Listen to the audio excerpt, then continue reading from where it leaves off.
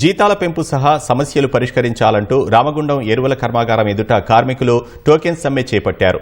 ఆర్ఎఫ్సీఎల్లో British పాలన నడుస్తోందని, పనికి తగ్గట్టుగా జీతాలు చెల్లించట్లేదని ఆరోపించారు. పనికి తగిన వేతనంతో పాటు అలవెన్స్లు, సంస్థకు వచ్చిన లాభాల నుంచి బోనస్ ఇవ్వాలని డిమాండ్ చేశారు.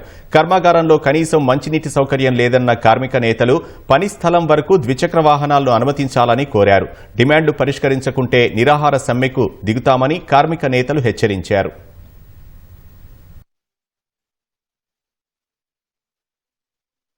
న్యాయమైనటువంటి డిమాండ్లు, వారి జీతభత్యాలు, అలవెన్సులు, ఇన్సెంటివ్లు ఇవన్నిటి గురించి మేము ఆర్ఎల్సీ గారి దగ్గర స్ట్రైక్ నోటీస్ ఇవ్వడం జరిగింది.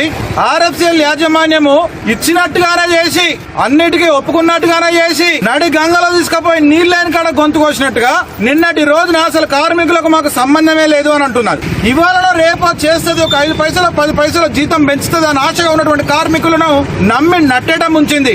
ఇవన్నీ కూడా రిప్రజెంటేషన్సే. ఇవన్నీ కూడా ఆర్ఎఫ్సీఎల్ యాజమాన్యానికి ఇచ్చిన కార్మిక శాఖకు ఇచ్చిన రిప్రజెంటేషన్సే. మేము ఇల్లీగల్ స్ట్రైక్ చేస్తాము, అన్నెసెసరీ అన్రెస్ట్ క్రియేట్ చేస్తామని చెప్పి మమ్మల్ని మీరు ద్రోగులు విధించడం కాదు. దీనికి అంతటి కూడా మూల కారణం యాజమాన్యమే.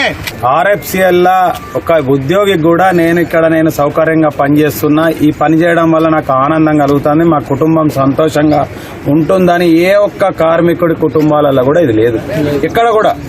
ఇక్కడ పనిచేసే పరిస్థితులు ఏ విధంగా ఉన్నాయంటే, ఒకప్పుడు బ్రిటిష్ జమానాలో ఏ విధంగా పనిచేసినామో, నైజాం సర్కార్ 2 కలిపితే ఏ విధంగా ఉంటుందో ఇక్కడ ఆర్ఎఫ్సీఎల్ ఆ విధంగా మన జీవితాలు, కార్మికుల జీవితాలు నడుస్తున్నాయి.